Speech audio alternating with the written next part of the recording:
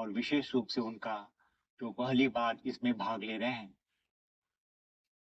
हमें प्रसन्नता है कि हम पूरे विश्व भर से आप सभी के साथ ध्यान कर पा रहे हैं।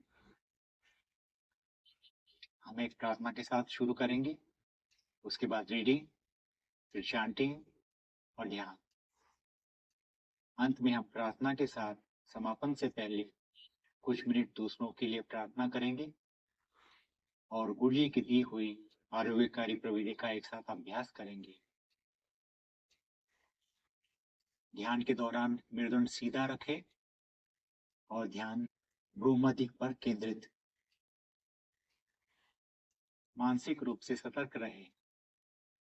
ध्यान की किसी YSS SRF प्रविधि का अभ्यास करें।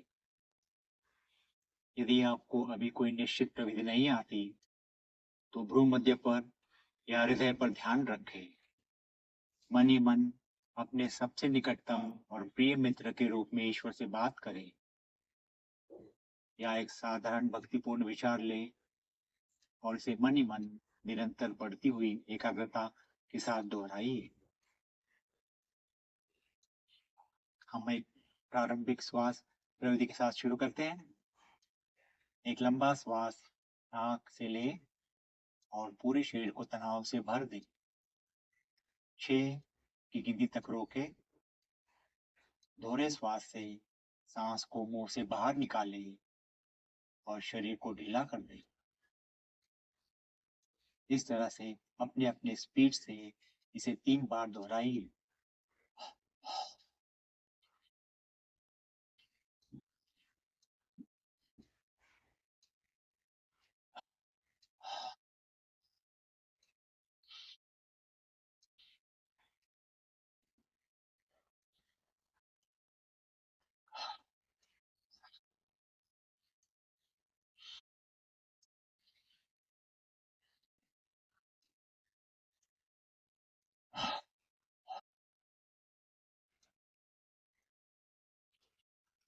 प्रार्थना शुरुआत करते हैं।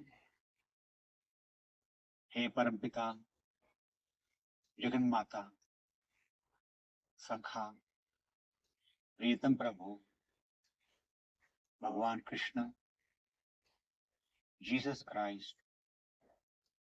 महाअवतार बाबा जी, लाहरी महाशय, स्वामी श्री युक्तेश्वर जी, पूज्य गुरुदेव परमहंस योगानंद जी, सभी धर्मों के संत महानुभाव, हम आप सबको प्रणाम करते हैं। हे परमेश्वर, मुझे आपके ध्यान द्वारा महाअवतार बाबा जी की पावन उपस्थिति, लहरी मास्टर जी के योग, स्वामी श्री युक्तेश्वर जी का ज्ञान एवं गुरु जी का दिव्य प्रेम और आशीर्वाद सदैव मिलता रहे। ओम शांति शांति शांति।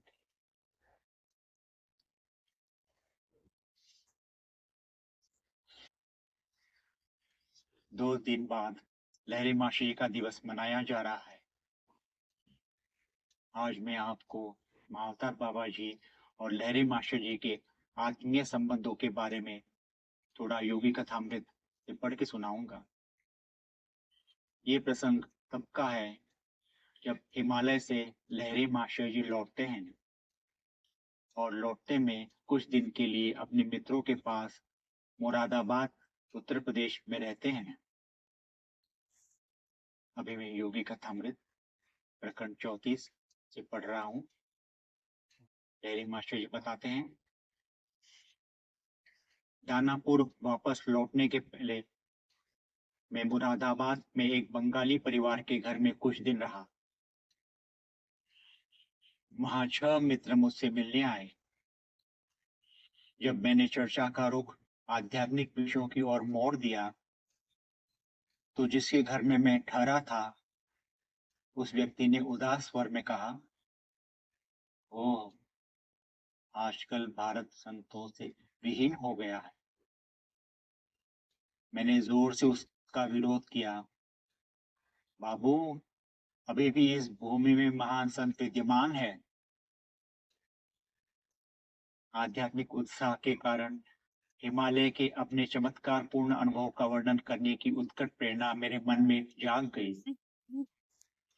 मित्र मंडली ने विनम्रता पूर्वक अविश्वास व्यक्त किया। उनमें से एक ने सांत्वना से स्वर में कहा, लाहरी, पर्वतों की विरल हवा में तुम्हारे जिस पर दबाव पड़ा है, तुमने अभी जो बताया है वह कोई दिवा स्वप्न है। सच्चाई की जोश में मैंने बिना सोचे समझे बोल दिया, यदि मैं अपने गुरु को पुकारूं तो वे अभी इसी घर में प्रकट होंगे। सबकी आंखें कौतूहल से चमक उठी। इसमें कोई आश्चर्य नहीं था कि वे सब ऐसी किसी घटना को देखने के लिए उत्सुक थे। कुछ अनिश्चयपूर्वक ही मैंने एक शांत कमरे और 2 नए ऊनी कंबलों की व्यवस्था करने के लिए कहा। गुरुदेव हवा में से यहाँ प्रकट होंगे, मैंने कहा। दरवाजे के बाहर शांत बैठ जाओ, मैं जल्दी आप लोगों को बुला लूंगा। लहरी मास्टर जी आगे बताते हैं, ध्यान की अवस्था में डूबकर मैं विनम्रता पूर्वक गुरुदेव का आह्वान करने लगा। अंधेरे कमरे में मंद शांतिदायक प्रकाश भर गया। बाबा जी की तेजस्वी ज्योतिर्मय मूर्ति प्रकट हो गई। लाहरी, क्या तुम मुझे ऐसे व्यर्थ बातों के लिए बुलाते हो? गुरुदेव की दृष्टि कठोर थी। सत्य सच्चे साधकों के लिए, व्यर्थ कुतूहल वालों के लिए नहीं। देखने के बाद विश्वास करना तो आसान है, उसमें फिर किसी आत्मशोध की आवश्यकता ही नहीं रहती।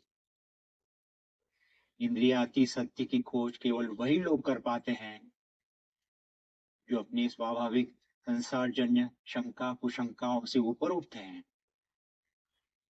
और केवल वही इसके अधिकारी भी हैं। फिर उन्होंने गंभीर होकर कहा, मुझे जाने दो। मैं अनुनय विनय करता हुआ उनके चरणों में गिर पड़ा। पूज्य गुरुदेव, अपनी गहरी भूल मेरे समझ में आ गई है, मैं उसके लिए आपसे क्षमा मांगता हूँ। इन आध्यात्मिक दृष्टि से अंधे लोगों के हृदय में विश्वास जगाने के लिए ही मैंने आपको बुलाने का साहस किया। अब जब आप मेरी प्रार्थना पर कृपा कर यहाँ पधारी है, तो कृपया मेरे मित्रों को आशीर्वाद दिए बिना चले मत जाइए।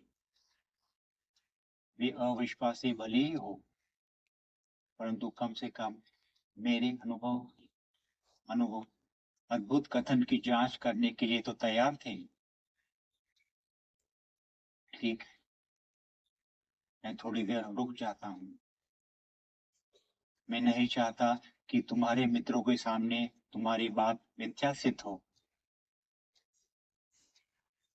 बाबा जी का चेहरा अब नरम पड़ गया था, परंतु उन्होंने सौम्य स्वर में आगे कहा, इसके बाद मेरे पुत्र, मैं तभी आऊंगा जब तुम्हें मेरी आवश्यकता होगी। जब जब तुम बुलाओगे, तब तक सदैव ही नहीं आऊंगा। जब मैंने दरवाजा खोला, तब बाहर बैठे छोटी सी मंडली में तनावपूर्ण सन्नाटा छाया हुआ था। मेरे मित्र कंबल के आसन पर विराजमान ज्योतिर्मय मूर्ति की ओर ऐसे देख रहे थे मानो उन्हें अपनी आंखों पर विश्वास ही नहीं हो रहा हो। यह सामूहिक सम्मोहन है, एक आदमी उद्धत भाव से हंसा। हमें पता चले बिना कोई भी इस कमरे में नहीं जा सकता था। बाबा जी मुस्कुराते हुए आगे बढ़े और उनमें से प्रत्येक को आकर अपने उष्ण ठोस शरीर का स्पर्श करके देखने के लिए उन्होंने इशारा किया। सारे संदेह मिट गए। मेरे मित्रों ने पश्चाताप, श्रद्धा और आदर के साथ उनके चरणों में साष्टांग प्रणाम किया। हलवा बनाया जाए, बाबा जी ने कहा। मैं समझ गया कि उन लोगों को अपने स्थूल शरीर की वास्तविकता का और अधिक विश्वास दिलाने के लिए ही बाबा जी ने वह आदेश दिया था। जब तक हलवा तैयार हो रहा था, महागुरु विनम्रता के साथ बातें करते रहे। उन संशयात्माओं का दृढ़ भक्तों में रूपांतरण देखते ही बनता था। हलवा खाने के बाद बाबा जी ने हम सबको एक एक कर आशीर्वाद दिया। अचानक प्रकाश कौंधा। हम सबने बाबा जी के शरीर के विद्युत तत्वों को पल भर में रसायन विकसित होकर फैलते जाते प्रकाश में परिवर्तित होते देखा। महागुरु की ईश्वर के साथ एक रूप हुई इच्छा शक्ति ने उनके शरीर के रूप में एकत्रित पकड़ रखे अणुओं पर अपनी पकड़ ढीली कर दी और उसी के साथ कोट्यावधि प्राण कणिकाओं के स्फुलिंग अनंत ब्रह्म सागर में विलीन हो गए। स्वयं अपनी आंखों से आज मैंने मृत्यु पर विजय पाने वाले को देख लिया। उस मंडली में से मैत्र नामक एक व्यक्ति ने अत्यंत श्रद्धा के साथ कहा।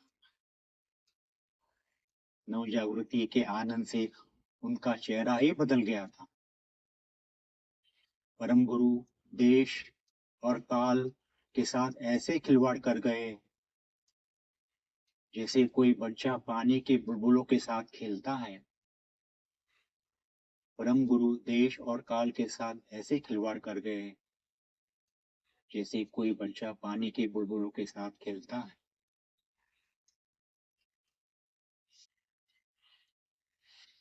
I am reading from Autobiography of a Yogi, chapter 34. This incident is when Lahire Mashaji came down from the Himalayas to his friend's house in Moradabad, Uttar Pradesh. This passage shows the intimate relationship between Lahire Mashaji and Mahavatar Babaji. Lahire Mashaji recounts this incident. Before returning to Danapur, I spent a few days with the Bengali family in Moradabad. A party of 6 friends gathered to greet me. As I turned the conversation to spiritual subjects, my host observed gloomily, "Oh, in these days, India is destitute of saints." Babu, I protested warmly. Of course, there are still great masters in this land. In a mood of exalted fervor, I felt impelled to relate my miraculous experiences in the Himalayas. The little company was politely incredulous. "Lahari," one man said soothingly, "your mind has been under a strain in those rarefied mountain airs. This is some daydream you have recounted." Burning with the enthusiasm of truth, I spoke without due thought. If I call him, my Guru will appear right in this house. Interest gleamed in every eye. It was no wonder that the group was eager to behold such a phenomenon. Half reluctantly, I asked for a quiet room and 2 new woolen blankets. "The master will materialize from the ether," I said. "Remain silently outside the door. I shall soon call you." Lahiri Maharji continues. I sank into the meditative state, humbly summoning my Guru. The darkened room became filled with a dim, soothing glow. The luminous figure of Babaji emerged. "Lahiri, do you call me for a trifle?" The master's gaze was stern. "Truth is for earnest seekers, not for those of idle curiosity." It is easy to believe when one sees. No soul searchings are then necessary. Supersensual truth is deservedly discovered by those who overcome their natural materialistic skepticism. He added gravely, "Let me go." I fell entreatingly at his feet. "Holy Guru, I realize my serious error. I humbly ask pardon. It was to create faith in these spiritually blinded minds that I ventured to call you. Because you have graciously appeared at my prayer, please do not depart without bestowing a blessing on my friends. Unbelievers though they be, at least they were willing to investigate the truth of my strange assertions." "Very well. I will stay a while. I do not wish your word discredited before your friends." Babaji's face had softened, but he added gently, "Henceforth, my son, I shall come whenever you need me, not always when you call me." Tense silence reigned in the little group when I opened the door. As if mistrusting their senses, my friends stared at the lustrous figure on the blanket seat. "This is mass hypnotism." One man laughed blatantly. "No one could possibly have entered this room without our knowledge." Babaji advanced smilingly and motioned to each one to touch the warm, solid flesh of his body. Doubts dispelled, my friends prostrated themselves on the floor in awed repentance. "Let halwa be prepared." Babaji made this request. I knew further to assure the group of his physical reality. While the porridge was boiling, the divine Guru chatted affably. Great was the metamorphosis of these doubting Thomases into devout Saint Pauls. After we had eaten, Babaji blessed each of us in turn. There was a sudden flash. We witnessed the instantaneous dechemicalization of the electronic elements of Babaji's body into a spreading vaporous light. The God-tuned willpower of the Master had loosened its grasp of the ether atoms held together as his body. Forthwith, the trillions of tiny electronic sparks faded into the infinite reservoir. With my own eyes, I have seen the conqueror of death. Maitra, one of the group, spoke reverently. His face was transfigured with the joy of his recent awakening. The Supreme Guru played with time and space as a child plays with bubbles. The Supreme Guru played with time and space as a child plays with bubbles.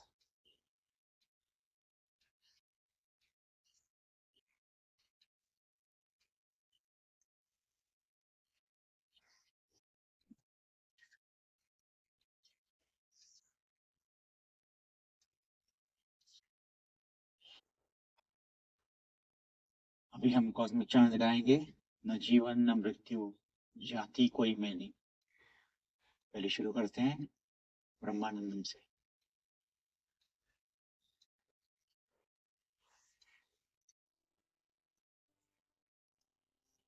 Brahmanandam Rama सुखादम केवलम ज्ञान मूर्ति द्वन्द्वातीतं गगनासदृशं तत्त्वमस्यादिलक्ष्यम् एकं नित्यं मालम् वाचालं सर्वधी साक्षी भूतं भावातीतं त्रिगुणारहितं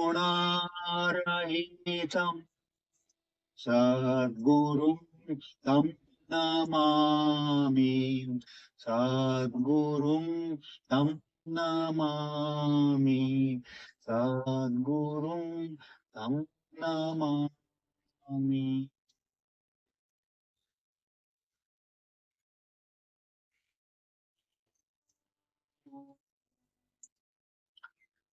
No birth, no death, no caste have I.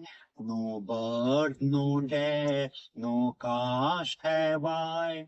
Father, mother have I none. Father, mother have I none. I am he, I am he. Blessed Spirit, I am he. I am he, I am he. Blessed Spirit, I am he. Mind nor intellect, nor ego chitta. Mind nor intellect, nor ego chitta. Sky nor earth, nor metals am I. Sky nor earth, nor metals am I. I am he, I am he. Blessed Spirit, I am he. I am he, I am he. Blessed Spirit, I am he. No birth, no death, no caste have I. No birth, no death, no caste have I. Father, mother have I none. Father, mother have I none. I am he, I am he. Blessed Spirit, I am he. I am he, I am he. Blessed Spirit, I am. Mind nor intellect, nor ego chitta. Mind nor intellect, nor ego chitta.